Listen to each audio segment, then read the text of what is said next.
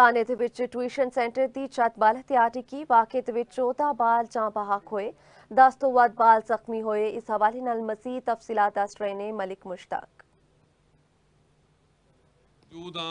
ਕਾਨਾ 9 ਦੇ ਉਸ ਇਲਾਕੇ ਦੇ ਵਿੱਚ ਕਚਵਾਨਾ ਰੋਡ ਦੇ ਉੱਤੇ ਜਿੱਥੇ ਅੱਜ ਇੰਤਹਾਈ ਦੁੱਖ ਭਰਾ ਵਾਕਿਆ ਪੇਸ਼ ਆਇਆ ਕਿ ਟਿਊਸ਼ਨ ਸੈਂਟਰ ਅਕੈਡਮੀ ਦੀ ਛੱਤ ਡਿੱਗਣ ਨਾਲ 14 ਬੱਚੇ ਜਾਨ ਬਹਕ ਹੋ ਗਏ। ਬਲਕਿ ਇਹ ਕਹਿ ਸਕਦੇ ਹਾਂ ਕਿ 14 ਗੋਦਾਂ ਉਜੜ ਗਈਆਂ।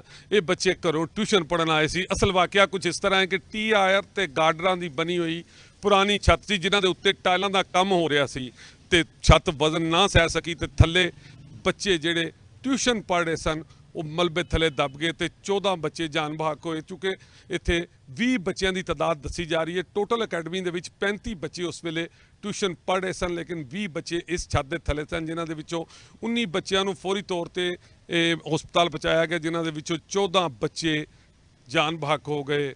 ਚੁੱਕੇ ਇੱਥੇ ਕਰਬਲਾ ਬਰਪਾ ਇਸ ਵੇਲੇ ਤੁਸੀਂ ਵੇਖ ਰਹੇ ਹੋ ਕਿ ਉਹ ਮਾਂ ਪਿਓ, ਉਹ ਵਾਲदैन, ਉਹ ਮਾਵਾਂ ਚੀਖਾਂ ਮਾਰਦੀਆਂ ਜਨਰਲ ਹਸਪਤਾਲ ਪਹੁੰਚ ਰਹੀਆਂ ਨੇ, THK ਕਾਨਾ ਪਹੁੰਚ ਰਹੀਆਂ ਨੇ ਕਿ ਜਿਨ੍ਹਾਂ ਦੇ ਬੱਚੇ ਜਾਨ ਬਹਕ ਹੋਏ ਨੇ।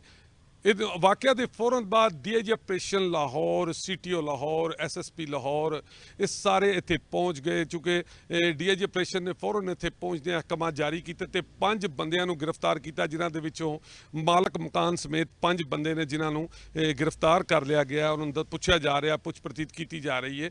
ਇਹਦੇ ਇਲਾਵਾ ਹਕੂਮਤੀ ਅਰਕਾਨ ਦੇ ਵਿੱਚੋਂ ਖਵਾਜਾ ਸਲਮਾਨ ਸੀਨੀਅਰ ਵਜ਼ੀਰ ਵੀ ਇੱਥੇ ਆਏ ਤੇ ਤੁਹਾਨੂੰ ਅਸਲ ਗੱਲ ਹੈ ਕਿ ਇਹ ਇਲਾਕਾ ਬਿਲਕੁਲ ਸੋਗਵਾਰ ਹੈ। ਇੱਥੇ ਇੰਤਹਾਈ ਸੋਗ ਦਾ ਮਾਹੌਲ ਹੈ। ਜਿੱਦਾਂ ਦੁੱਖ ਭਰਾ ਵਾਕਿਆ ਇੱਥੇ ਪੇਸ਼ ਆਇਆ ਹੈ ਕਿ ਬੱਚੇ, ਤੁਹਾਨੂੰ ਦੱਸਦਾ ਚੱਲਾ ਕਿ ਇੱਥੇ ਜਾਨ ਬਹਕ ਹੋਣ ਵਾਲੇ ਬੱਚੇ 5 ਤੋਂ 16 ਸਾਲ ਦੀ ਉਮਰ ਦੇ ਬੱਚੇ ਨੇ। ਛੋਟੇ ਛੋਟੇ ਬੱਚੇ ਇੱਥੇ ਪੜ੍ਹਨ ਲਈ ਆਉਂਦੇ ਸੀ। ਚੂँਕਿ ਗਰਮੀਆਂ ਦੀਆਂ ਛੁੱਟੀਆਂ ਹੋਈਆਂ ਨੇ ਤੇ ਅੱਜ ਕੱਲ੍ਹ ਟਿਊਸ਼ਨ ਸੈਂਟਰ ਹੀ ਚੱਲ ਰਹੇ ਨੇ।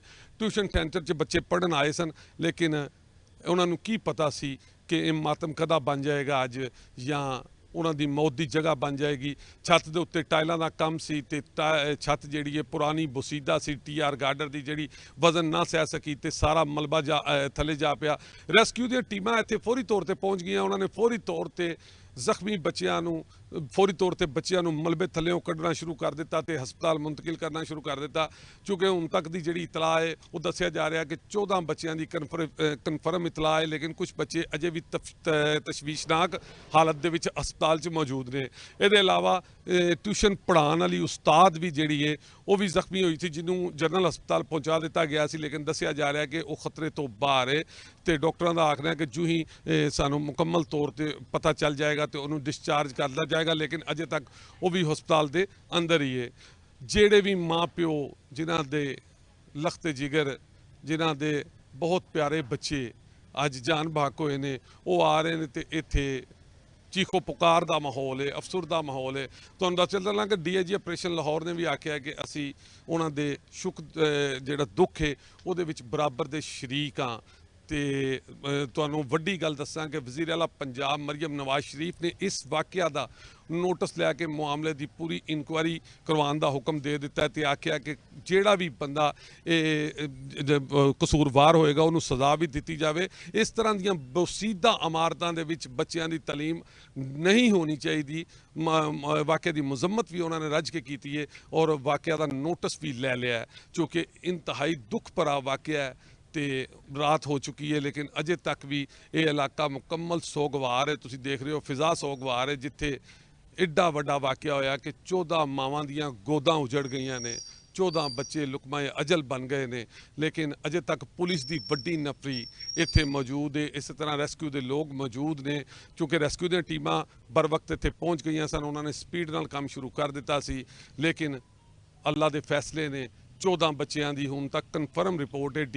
DIG ਆਪਰੇਸ਼ਨ ਲਾਹੌਰ ਫੈਸਲ ਕਾਮਰਾਨ ਵੱਲੋਂ ਵੀ ਤਸਦੀਕ ਕਰ ਦਿੱਤੀ ਗਈ ਹੈ ਕਿ 14 ਬੱਚੇ ਜਾਨ ਬਹਕ ਹੋ ਚੁੱਕੇ ਨੇ। ਕੁਝ ਬੱਚਿਆਂ ਦੀ ਹਾਲਤ ਅਜੇ ਤੱਕ ਵੀ ਤਸ਼ਵੀਸ਼ਨਾਕ ਹੈ, ਉਹਨਾਂ ਦਾ ਇਲਾਜ ਜਾਰੀ ਹੈ, ਲੇਕਿਨ ਪੂਰਾ ਇਲਾਕਾ ਸੋਗਵਾਰ ਹੈ। ਕਾਨਾ ਕਚਵਾਨਾ ਰੋਡ ਦੇ ਉੱਤੇ ਮੈਂ ਖੜਾ ਹਾਂ, ਮੈਂ ਦੇਖ ਰਿਹਾ ਕਿ ਹਰ ਬੰਦਾ ਸੋਗਵਾਰ ਹੈ, ਪਰੇਸ਼ਾਨ ਹੈ, ਕਿਉਂਕਿ ਅੱਜ ਇੱਥੇ ਬਹੁਤ ਵੱਡਾ ਦੁੱਖ ਭਰਾ ਵਾਕਿਆ ਪੇਸ਼ ਆਇਆ ਹੈ। ਕਾਨੇ ਵਿੱਚ ਹਾਦਸਾ, ਵਜ਼ੀਰ ਆਲਾ ਪੰਜਾਬ ਮਰੀਮ ਨਵਾਜ਼ ਦਾ ਨੋਟਿਸ